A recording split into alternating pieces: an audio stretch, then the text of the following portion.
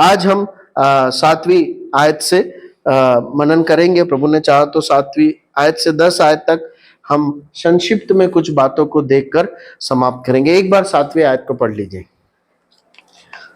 7 और 8 दोनों पढ़ लीजिए। परमेश्वर का अधीन हो जाओ और शैतान का सामना करो, तो तुम्हारे पास से भाग निकलेगा। परमेश्वर के निकट आओ तो वह भी तुम्हारे निकट आएगा। हे पापियों, अपने हाथ शुद्ध करो और हे दुष्ट लोगों, अपने हृदय को पवित्र करो। अब देखिए, जब 7 आयत से 10 आयत तक यदि हम पढ़ते हैं तो याकूब हमें उपचार बता रहा है ना। किस बात के लिए बता रहा है? परमेश्वर के प्रेम में बने रहने के लिए, प्रलोभन से दूर रहकर संसारिक प्रेम से अपने आप को बचाते हुए एक दूसरे से कैसे बैर किए बगैर प्रेम के साथ हम रह सकते हैं, कैसे एक विश्वासी परमेश्वर के प्रेम में बना रह सकता है, कैसे एक विश्वासी परमेश्वर के वचन के अनुसार जो मापदंड दिए गए हैं उस मापदंड के अनुसार एक दूसरे से प्रेम करके उसकी सहभागिता में बने रहकर जी सकता है अपने जीवन को। उसके लिए क्या क्या कदम उठाने चाहिए, उसके लिए उपचार क्या है, ये यहाँ पर बता रहा है। पिछले अध्याय में उसने बताया कि तुम्हारे बीच में झगड़े हैं और झगड़े का कारण ये है। फिर उसने बताया संसार से प्रेम है, संसार से प्रेम करना आत्मिक व्यभिचार है। अब याकूब ये बता रहा है अब क्या करना चाहिए, अब कैसे इन चीजों को ठीक किया जा सकता है, उसका उपाय वो बता रहा है। और उसके लिए वो हमें 5 बातों को बताता है, एक एक करके हम देखेंगे। पहली बात जो 7वीं 8वीं आयत में हम सीखते हैं वो ये है, याकूब विश्वासियों को जो उपचार बता रहा है वो पहला उपचार है परमेश्वर के निकट आना या परमेश्वर के अधीन हो जाना। देखिए वो क्या कहता है, इसलिए परमेश्वर के अधीन हो जाओ। उसके बाद क्या लिखा है 8वीं आयत में, परमेश्वर के निकट आओ।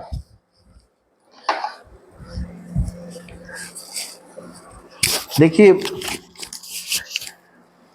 याकूब इस बात को बताता है अपने सहविश्वासी के साथ अपने संबंधों को जांचने से पहले बहुत जरूरी है कि एक विश्वासी अपने संबंध को किसके साथ जांचे?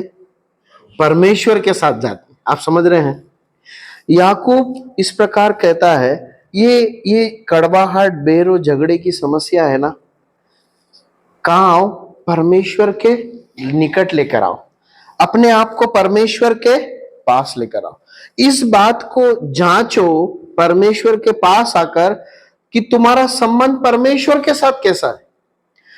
इससे पहले कि तुम अपने सविश्वासी के साथ अपने संबंध को जांचते हो या उस झगड़े को एड्रेस करना चाहते हो, जो भी मतभेद है उस पर काम करना चाहते हो, सबसे पहले आवश्यकता है कि तुम खुद अपने आप को कहां लेकर आओ? परमेश्वर के पास लेकर आओ। परमेश्वर के पास लाकर तुम इस बात को जांचो कि तुम परमेश्वर के साथ सहभागिता में हो या नहीं हो, कैसे संबंध में तुम परमेश्वर के साथ। एक व्यक्ति कैसे जान सकता है कि मैं परमेश्वर के साथ सहभागिता में हूं? प्रभु यीशु मसीह ने इस प्रकार कहा मत्ती रचित सुसमाचार 7वें अध्याय 21वीं आयत में कि जो मुझे हे प्रभु कहता उनमें से हर एक स्वर्गीय राज्य में प्रवेश नहीं करेगा। एक बार कुछ लोगों ने प्रभु यीशु मसीह के पास आकर कहा, देख तेरे जो है माता, तेरे भाई बहन। प्रभु यीशु मसीह क्या कहते हैं? कौन है मेरी माता, कौन है मेरे भाई बहन? जो मेरे पिता की इच्छा को पूरा करते हैं। देखिए मैं परमेश्वर की सहभागिता में बना हुआ हूं क्या? परमेश्वर और मेरा संबंध सही है क्या? ये कुछ बहुत बेसिक बातों से हम जांच सकते हैं। पहली बात, क्या मैं परमेश्वर के वचन को रोज पढ़ता हूं? अगर नहीं पढ़ पाता हूं तो क्या मेरे अंदर बेचैनी या खालीपन महसूस होता है क्या? है ना, मैं रोज पढ़ता हूं, अगर नहीं पढ़ पाया तो उसकी कमी मेरे अंदर महसूस होती है क्या कि मैंने आज परमेश्वर के साथ समय नहीं बिताया? जो परमेश्वर आज्ञा मुझे देते हैं क्या मैं उसको मानने के लिए अपने आप को समर्पित करता हूं क्या? हो सकता है मैं विफल हो जाऊं, परंतु मैं वापस क्षमा मांगकर उसे पूरी करने के लिए तैयार हूं क्या, कीमत चुकाने के लिए तैयार हूं क्या? देखिए, ये कुछ बातें हैं जिससे एक व्यक्ति इस बात को जांच सकता है कि परमेश्वर के साथ मेरी सहभागिता कैसी है। एक व्यक्ति जो रोज वचन पढ़ता है, जो रोज सीखता है व्यक्तिगत वचन के द्वारा, मनन के द्वारा, कलीसिया में वचन के मनन के द्वारा, या अभी तक जो उसने सीखा है उसमें वो कितना आज्ञाकारी है। ये मुख्य रूप से दो बातें जो इस बात को प्रकट करती है कि एक व्यक्ति की परमेश्वर के साथ, अपने प्रभु के साथ कैसी सहभागिता। अगर वहां सब कुछ अच्छा है ना, तो आपसी संबंधों में सविश्वासी के साथ सब कुछ अच्छा और सही होना आसान हो जाता है। देखिए, मत्ती रचित सुसमाचार 5वें अध्याय 23 और 24वें आयत को पढ़िए। परमेश्वर का वचन वहां पर क्या बताता है? मत्ती रचित सुसमाचार 5वां अध्याय 23 और 24, मैथ्यू चैप्टर 5 वर्स 23-24। परमेश्वर का वचन वहां पर इस बात को बताता है कि आपस में संबंध और परमेश्वर के साथ संबंध होना, ये आपस में जुड़ा हुआ है। पढ़िए। इसलिए यदि तू अपनी भेंट वेदी पर लाए और वहां तो स्मरण करे कि तेरे भाई के मन में तेरे लिए कुछ विरोध है, तो अपनी भेंट वही वेदी के सामने छोड़ दे और जाकर पहले अपने भाई से मेल मिलाप कर और तब आकर अपनी भेंट चढ़ा। देखिए, कई बार कुछ विश्वासी इस धोखे में जीते हैं। आप ध्यान से सुनिएगा। कई बार कई विश्वासी इस धोखे में जीते हैं कि मेरे भाई के साथ संबंध में गड़बड़ है, कोई बात नहीं, लेकिन मेरे परमेश्वर के साथ संबंध सही है ना। कई बार हम इस धोखे में जीते हैं, कोई बात नहीं, मेरी कलीसिया में सब लोगों से तो बातचीत अच्छी है, पर वो एक या दो लोग ही हैं जिनके साथ मेरी पटरी नहीं बैठ रही, या उनके साथ मैं झगड़ा करके भी जी सकता हूं, और जब मैं ऐसा जी रहा हूं तो मैं परमेश्वर के साथ सहभागिता में बना हुआ हूं। ये बहुत बड़ी एक धोखा या गलतफहमी है जिसमें कई बार हम फंस जाते हैं या फंस सकते हैं। परमेश्वर का वचन क्या बोलता है? जब तू अपनी भेंट लेकर आए और तुझे तेरे विवेक में ये मालूम हो कि कुछ गड़बड़ है, मेरे भाई के साथ, मेरी बहन के साथ कुछ गड़बड़ है, तो क्या करना है? भेंट को वहां छोड़, वो वाला काम रोक जो तू मेरे साथ करने आया है। पहले तू जा अपने भाई बहन के साथ वो ठीक कर ले, है ना, वो ठीक कर ले। जो स्वीकार करना है, जो बात करना है, और फिर आगे मन को साफ करके आगे बढ़ना। प्रियो, प्रभु सहायता करे। एक और महत्वपूर्ण बात परमेश्वर का वचन इस संदर्भ में बताता है। प्राय अधिकांश देखा गया है कि जब हम परमेश्वर के साथ अच्छी सहभागिता में नहीं जीते हैं ना, या जब हम आत्मिक कहलाए जाते हैं पर हम आत्मिक जीवन जी नहीं रहे, हम शारीरिक जीवन जी रहे, प्राय तभी ऐसा होता है कि हमारे संबंधों में कड़वाहटें आती है ना। वो चाहे पति पत्नी के साथ हो सकता है, चाहे परिवार में अन्य भाई बहनों के साथ हो सकता है, चाहे कलीसिया में हो सकता है। सब जगह ये सिद्धांत लागू होता है। कई बार हमारा शारीरिक रीति से जीवन जीना, शारीरिक रीति से प्रत्युत्तर करना हमारे लिए जो है, हमारे बीच में, चाहे वो परिवार हो चाहे कलीसिया हो, वो झगड़े का कारण होता है। देखिए, हम कैन और हाबिल की घटना को पढ़ते हैं, उसको कई बार हमने पिछले दिनों दोहराया है। आपको मालूम है, कैन ने हाबिल का मर्डर किया था। उस मर्डर करने की मुख्य वजह क्या है मालूम है? बता सकते हैं आप? परमेश्वर के वचन में एविडेंस है उसका। पढ़िए, पहला यूहन्ना 3:12। पहला यूहन्ना 3:12।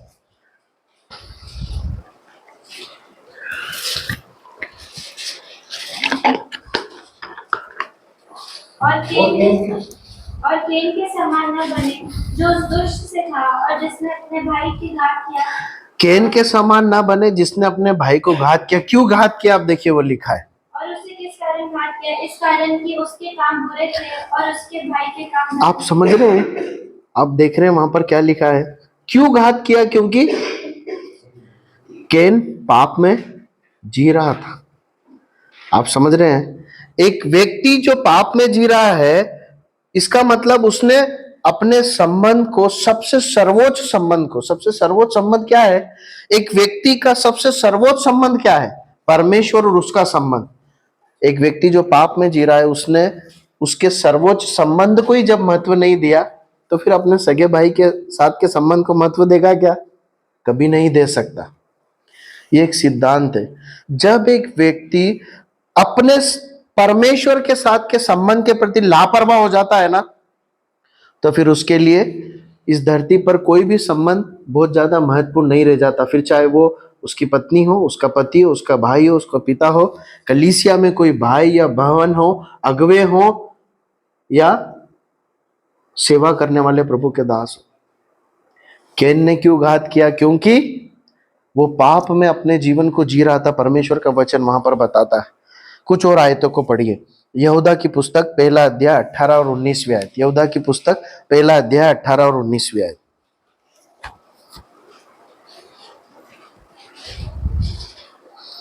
क्या लिखा है जी? पिछले दिनों में ऐसा घटा करने वाले होंगे जो अपनी आपत्ति की अभिलाषाओं के अनुसार चलेंगे। ये तो वह हैं जो फूट डालते हैं, ये शारीरिक लोग हैं जिनमें आत्मा है। देखिए, कौन लोग फूट डालते हैं? जो शारीरिक है ना। मैं वहां पर हम इस बात को देखने की कोशिश कर रहे हैं कि आमतौर पर झगड़े का कारण क्या होता है? जब हम शारीरिक आत्मा में जीते हैं, अनात्मिक जीवन जीते हैं, तब हम झगड़े के पाप में, फूट और बेर के पाप में पड़ जाते हैं। 1 कुरिन्थियों 3:3 पढ़िए। 1 कुरिन्थियों 3:3। क्योंकि अब तक शारीरिक हो, इसलिए कि जब तुम में डाव और झगड़ा है, तो क्या तुम शारीरिक नहीं? देखिए क्या लिखा है? तुम में दाव और झगड़ा है, इसका मतलब तुम क्या हो? शारीरिक हो। प्रियो, बहुत महत्वपूर्ण सिद्धांत हम यहाँ पर सीखते हैं। जब हम शारीरिक जीवन जीते हैं, तब ऐसी संभावनाएं बन जाती है कि हम आपस में क्या हो? झगड़ा करें या बैर करें। इसलिए जब भी इस प्रकार की कोई चीजें सामने दिखाई देती है ना, अपने आप को जांचना है, प्रभु मेरा जीवन कैसा है? मेरा आपके साथ संबंध कैसा है? मेरी बहन के साथ, मेरे भाई के साथ संबंध में कुछ प्रॉब्लम दिखाई दे रही है, प्रभु मैं आपके पास आई हूं, मुझे बताइए मेरा संबंध आपके साथ कैसा है। वो करेक्ट कर लेंगे ना। एक व्यक्ति जब अपने संबंध को परमेश्वर के साथ करेक्ट कर लेता है ना, सही कर लेता है, मैं बता रहा हूं, उस व्यक्ति के लिए अपने भाई और बहन के साथ संबंध ठीक करने में ज्यादा समस्या नहीं आती। उस व्यक्ति के लिए नहीं आएगी जिसने ठीक कर लिया है। कम से कम वो शुद्ध विवेक के साथ, शांति के साथ अपने जीवन को जी पाएगा और अपने भाई बहन के प्रति सही व्यवहार को कर पाएगा। प्रभु सहायता करे। हम आगे बढ़ते हैं। हम इस बात को देख रहे हैं कि याकूब उपचार को बता रहा है, किस प्रकार हम परमेश्वर से प्रेम करके, एक दूसरे से प्रेम करके, बैर और झगड़े से बचकर अपने जीवन को जी सकते हैं। पहला उपचार हमने देखा, परमेश्वर के निकट आना, परमेश्वर के अधीन हो जाना, अपने संबंधों को परमेश्वर के साथ जांचना। दूसरी बात हम 7वीं और 8वीं आयत में इस प्रकार सीख सकते हैं। दूसरी बात है, शैतान का सामना करो। शैतान का सामना करो। क्या लिखा है वहां पर? 7वीं आयत को वापस पढ़िए। इसलिए परमेश्वर के अधीन हो जाओ और शैतान का सामना करो, वो तुम्हारे पास से भाग निकलेगा। देखिए, दूसरी महत्वपूर्ण बात याकूब यहाँ पर सिखाता है, उपचार के लिए, कलीसिया में बैर और झगड़े से बचने के लिए, परमेश्वर के प्रेम में और एक दूसरे में के प्रेम में बने रहने के लिए दूसरा उपचार है क्या? शैतान का सामना करो। है ना? अपने सहविश्वासी का, जिससे पट नहीं रही है, उसका सामना नहीं करना है। सामना किसका करना है? शैतान का। देखिए, एक बात अच्छे से हमें समझ लेना है कि इस धरती पर हमारा एक ही शत्रु है। वो कौन है? शैतान।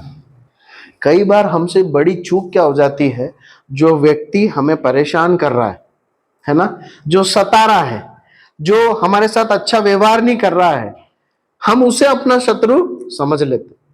कई बार हम इस मापदंड के अनुसार कलीसिया के अपने भाई बहनों को, कई बार अपने परिवार के लोगों को, कई बार संसार के लोगों को जो हमें सताते हैं, है ना, ऑफिस में हो या किसी और बात के कारण, हमारी परमेश्वर के पीछे चलने के कारण कई लोग सताते, तो हम क्या समझते, वो हमारा शत्रु है। गलत है। परमेश्वर का वचन इस बात का समर्थन नहीं करता। परमेश्वर का वचन क्या बताता है? शत्रु कौन है? शैतान है। वही है जिसका सामना करने के लिए, जिसका विरोध करने के लिए हमें खड़े होना। देखिए एक वचन पढ़िए, पहला पत्रस 5:8। पहला पत्रस 5:8, फर्स्ट पीटर चैप्टर 5 वर्स 8। सचेत हो और जागते रहो, क्योंकि तुम्हारा विरोधी शैतान गरजने वाले सिंह के समान इस खोज में रहता है कि किसको फाड़ खाए। देखिए कौन है शत्रु? शैतान है। किस खोज में रहता है? कब किसको फाड़ खाए। एक बात याद रखिए, वो इस खोज में रहता है कि क्या करे? जो प्रेम संबंध परमेश्वर कलीसिया में, परिवारों में, अपने लोगों के बीच में देखना चाहता है ना, उस संबंध को वो फाड़ दे, वो खत्म कर दे। अब बाइबल का इतिहास उठाकर देखिए, शुरू से उसने यही काम किया है। वो एक व्यक्ति का परमेश्वर के साथ संबंध तोड़ता है, और वो एक विश्वासी का विश्वासी के साथ संबंध तोड़ता है। अदन की वाटिका में क्या हुआ? उसने आदम और हवा का संबंध अपने परमेश्वर के साथ तोड़ दिया। जो वो संबंध टूट गया, तो आदम और हवा के बीच में भी क्या देखते हैं हम? एक दूसरे के प्रति कड़वाहट को देखते, है ना। मैं निर्दोष हूं, इसने खाने को दी। उसके बाद हम कैन और हाबिल के बीच में कड़वाहट को देखते हैं। जहां भी शैतान अपने बीज बोने में सफल हो जाता है, वहां पर क्या होता है? संबंधों में कड़वाहट आ जाती है। इसलिए इस बात को समझना है, कभी भी कुछ मतभेद हो, चाहे पति पत्नी के बीच में हो, परिवार में हो, कलीसिया में, इस बात को सोचना है कि इसके पीछे कौन है। हाँ, इसके पीछे वो नहीं है, वो बहन या वो भाई नहीं है जिसका व्यवहार मुझे पसंद नहीं आ रहा, नहीं, ये तो इसका प्रकट रूप है, लेकिन इसके पीछे शैतान है। शैतान का सामना करना, इसका मतलब क्या है? अपने मन में इस बात के लिए दृढ़ निश्चय कर लेना है कि मैं शैतान की इस चाल को कामयाब नहीं होने दूंगा। मैं अपने भाई को, मैं अपनी बहन को मना लूंगा, पर मैं शैतान की इस चाल को कभी भी कामयाब होने नहीं दूंगा। देखिए परमेश्वर का वचन शैतान का सामना करने के संबंध में एक सिद्धांत को बताता है ना। जवानी की अभिलाषाओं से भागो, लेकिन शैतान का सामना करो। शैतान का सामना करते समय वो एक स्पष्ट लिखता है, परमेश्वर के अधीन होना, फिर शैतान का सामना करना। हम अपनी ताकत से शैतान से लड़ नहीं सकते, हम अपनी ताकत से आत्मिक जीवन जी नहीं सकते। हमें किसकी सामर्थ्य की जरूरत है? किसकी शरण की जरूरत है? किसके हाथ की जरूरत है? परमेश्वर के हाथ की जरूरत है। इसलिए शैतान का सामना करना मतलब, जब शैतान ये युक्तियां चलता है ना, वो हमारे सामने ऐसे सामने आकर लड़ने के लिए खड़े नहीं होता है, वो इस प्रकार हथकंडे अपनाता। जब हमें इस बात का एहसास हो जाए, हमें इस बात को सेंस करना है कि ये शैतान की एक चाल है, तब क्या करना है? परमेश्वर के अधीन जाना। प्रभु मुझे सामर्थ्य दीजिए, इस विरोध के, इस जो ये बीज बोने की कोशिश कर रहा है, इसके विरुद्ध खड़े होने की मुझे सामर्थ्य दीजिए। जब हम परमेश्वर की शरण में आकर खड़े हो जाएंगे ना शैतान के सामने, तब क्या होगा? क्या लिखा है वहां पर? वो क्या करेगा? तुम्हारे पास से भाग निकलेगा। किसके वचन है? परमेश्वर के वचन में 100% हम इस बात पर विश्वास कर सकते हैं कि यदि हम ऐसा करेंगे तो शैतान हमारे सामने से भाग निकलेगा। पता है हम किसकी शरण में आ रहे हैं? जिसने शैतान को ऑलरेडी हरा चुका है। हम सनातन विजयी परमेश्वर, जिसको ना कोई हरा सकता है ना कोई हरा पाया है, जिसने शैतान मृत्यु के दंड को कुचल दिया, जिसने शैतान को हरा दिया, जिसने मृत्यु को हरा दिया, हम उसकी शरण में आकर जब शैतान का सामना करेंगे ना, हम निश्चय विजय पाएंगे, निश्चय विजय पाएंगे। प्रभु हमारी सहायता करें। हम आगे बढ़ते हैं, हम तीसरी बात की ओर आते हैं। पहली बात परमेश्वर के अधीन आना, दूसरी बात शैतान का सामना करना, तीसरी बात, हम इसकी 8 आयत को पढ़ते हैं, पढ़ लीजिए एक बार। परमेश्वर के निकट आओ तो वह भी तुम्हारे निकट आएगा। हे पापियों, अपना हाथ शुद्ध करो और हे दुष्चित लोगों, अपने हृदय पवित्र करो। तीसरी बात हम देखते हैं, परमेश्वर के सम्मुख अपने पापों का अंगीकार करना, पश्चाताप करना, उपचार है, उपचार है। पता है क्या होता है, जब हम परमेश्वर के पास पूरी ईमानदारी से चला जाते हैं ना, पूरी ईमानदारी से परमेश्वर के अधीन होने जाते हैं, तो परमेश्वर पता है क्या करता है, हमें बताता है कि हमारी गलती कहाँ है। हम संदर्भ के अनुसार बात कर रहे हैं ना, संदर्भ क्या है, बैर और झगड़ा है ना, हम इसीलिए उसी एक सूत को पकड़कर चल रहे हैं। जब हम ईमानदारी से परमेश्वर के पास जाएंगे, परमेश्वर बताएगा, बेटा बेटी यहां तेरे से चूक हुई है, देख तू उस सामने वाले की गलती ज्यादा गिन रहा है, मैं तुझे तेरी गलतियां बताता हूं, तुझे ऐसा करना चाहिए था, तुझे ऐसा नहीं करना चाहिए।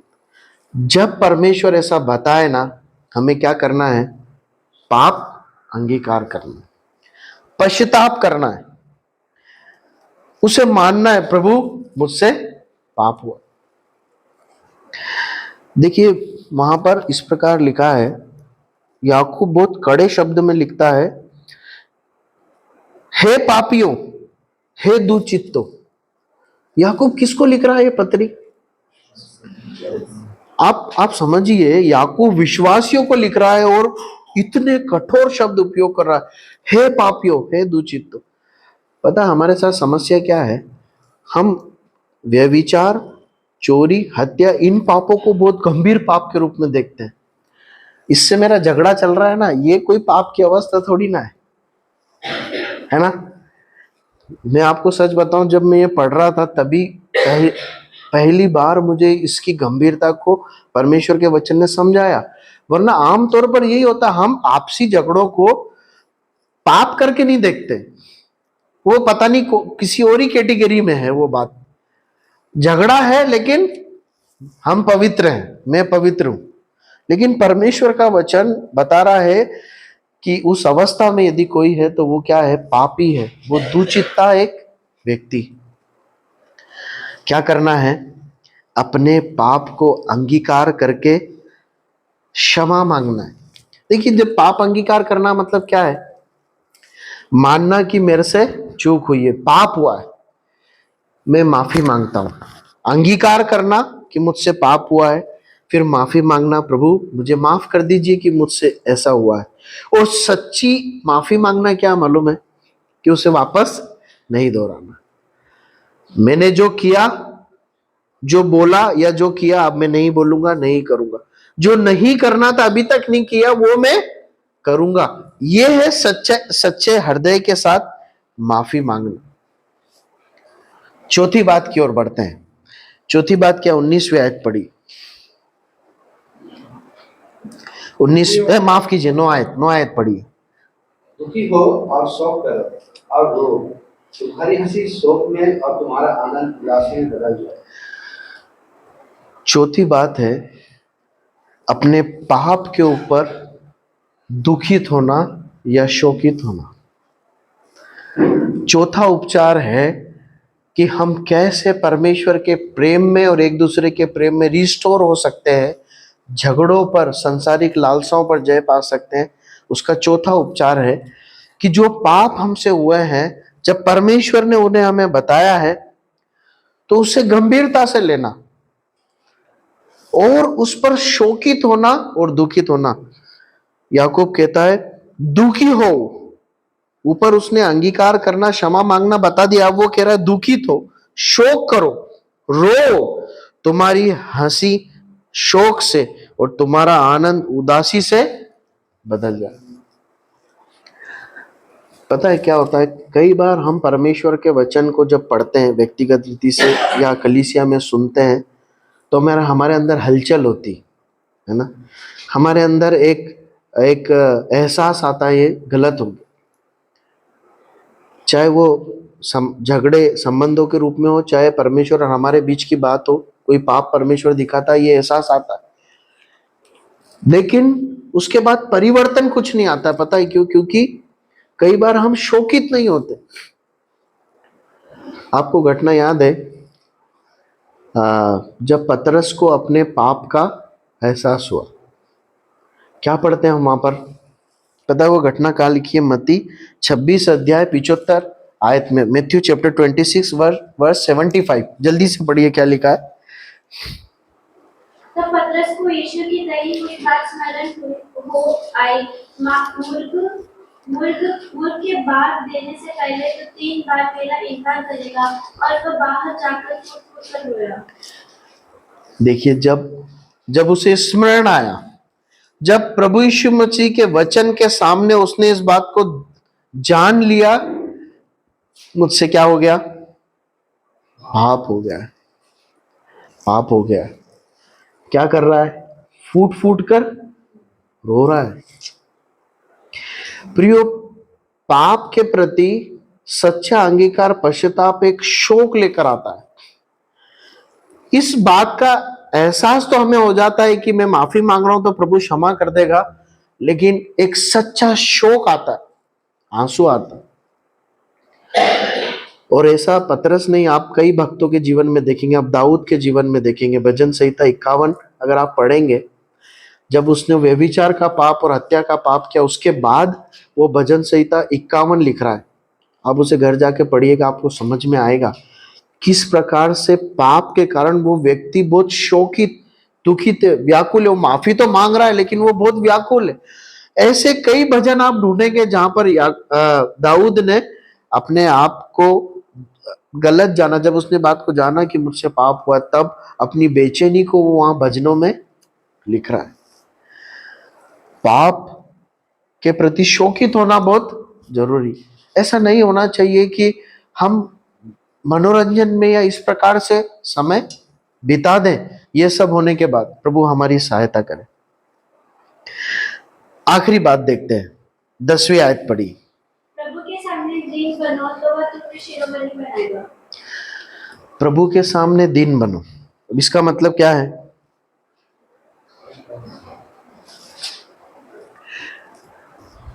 देखिए, एक व्यक्ति के अंदर सच्चा पश्चाताप और शोक है, उसका अगला कदम ये आएगा, वो अपने आप को दीन करेगा। किसके सामने? देखिए, एक श्रृंखला है ना। एक व्यक्ति ने इस बात को परमेश्वर के पास जाकर जाना कि मैं पापी हूं, है ना, पापी हूं, पाप को अंगीकार किया, माना कि मेरी सहभागिता ठीक नहीं, मुझसे पाप हुआ, अंगीकार किया, क्षमा मांगी, उस पर दुखित हुआ, रोया, वो शर्मिंदा है। उसके बाद वापस कहां जा रहा है? वो प्रभु के पास ही जा रहा है और अपने आप को दीन कर रहा है। हम बाइबल में एक कैरेक्टर और पढ़ते हैं जिसको अपने पाप के लिए बहुत दुख हुआ, लेकिन वो परमेश्वर के पास नहीं गया, प्रभु के पास नहीं गया। कौन है? यहूदा इस्करियोती। उसको भी बहुत आत्मग्लानि हुई, लेकिन उसने क्या करा? उस निराशा के भाव में अपने जीवन को समाप्त कर लिया। गलत प्रत्युत्तर, गलत प्रत्युत्तर। मैं ऐसा विश्वास करता हूं कि अगर वो माफी मांगता तो परमेश्वर उसके पाप को माफ करते। प्रभु यीशु मसीह का बलिदान हमें सब पापों से शुद्ध करता है। उस वचन के आधार पर मैं ऐसा विश्वास करता हूं, अगर वो माफी मांगता तो प्रभु जरूर माफ करते। उसने वो नहीं किया। देखिए, पाप पर शोकित होना और इमोशनली होकर अपने आप को नाश करना, ये दोनों अलग अलग बात है। हमारा पश्चाताप, हमारा दुखित होना परमेश्वर के वचन से प्रेरित होना चाहिए, हमारी शारीरिक भावनाओं, गिल्ट से नहीं होना चाहिए। एक व्यक्ति जिसने सच में पाप के प्रति दुखी हुआ है, उसके लिए एक अगला कदम क्या है? प्रभु के पास जाकर दीन बनना, अपने आप को समर्पित कर देना। मतलब क्या है मालूम है? इसका सही अर्थ क्या है मालूम है? प्रभु के सामने दीन बनो तो वो तुम्हें शिरोमणि बनाएगा। इस संदर्भ अनुसार याकूब कहना चाहता है अपने आप को दीन करो, मतलब प्रभु मैं ये हूं जो फेल हो गया, गिर गया, मैं अपने पाप को मानता हूं, मैं दुखी हूं, परंतु अब मैं अपने आप को दीन करता हूं। मतलब प्रभु अब जो सही है ना, उसको करने के लिए मैं ये जुआ, आपका जुआ अपने ऊपर उठा लेता हूं। मैंने ये किया जो नहीं करना चाहिए था, अब मैं अपने आप को आपके चरणों पर दीन करता हूं। आप मुझे सामर्थ्य दीजिए कि मैं वो कर पाऊं। प्रभु मुझे ये करना चाहिए था, नहीं कर पाया, मैं कर पाऊं। मुझे नहीं करना चाहिए था प्रभु, मैंने कर दिया, लेकिन अब मैं कभी नहीं करूंगा। इस बात की सामर्थ्य आपसे मांगता हूं। ये करेक्टिव एक्शन है। अब मैं सही करने के लिए अपने आप को समर्पित कर देता हूं। सही मायने में वो है अपने आप को दीन करना। अब चाहे कुछ भी हो जाए, आप जो कहते हैं वो करूंगा। अब चाहे कुछ भी हो जाए, आप जो नहीं कहते हैं मैं नहीं करूंगा। जब इस प्रकार प्रभु के चरणों में अपने आप को दीन कर देंगे, प्रभु इससे कोई फर्क नहीं पड़ता कि सामने वाला व्यक्ति मेरे बारे में क्या सोचेगा, क्या होगा, मेरे साथ अच्छा व्यवहार होगा या नहीं होगा। मैंने अपने आप को आपके चरणों में अब दीन कर दिया है। मैंने आपकी आज्ञा मानने के लिए अपने आप को दे दिया। जब ऐसा करेंगे तो क्या होगा? प्रभु तुम्हें क्या बनाएगा? शिरोमणि बनाएगा। मतलब चीजें ठीक होगी। अगर विवाद है, झगड़ा है, तो वो ठीक होगा। वायदा है परमेश्वर का, शिरोमणि बनाएगा, ठीक करेगा। पाप हुआ है, प्रभु उस पर विजयी देगा। अगर ईमानदारी से प्रभु के पास आकर मांगेंगे, दीन कर देंगे, विजयी देगा। चाहे संबंधों में विजय चाहिए, देगा। उपचार होगा, ठीक होगा। पाप पर जय चाहिए, प्रभु देगा, सामर्थ देगा। प्रभु सहायता करे। हम आज यही समाप्त करते हैं। प्रभु ने चाहा तो आने वाले समय में हम आगे की ओर अध्ययन करेंगे। प्रभु के नाम की महिमा हो।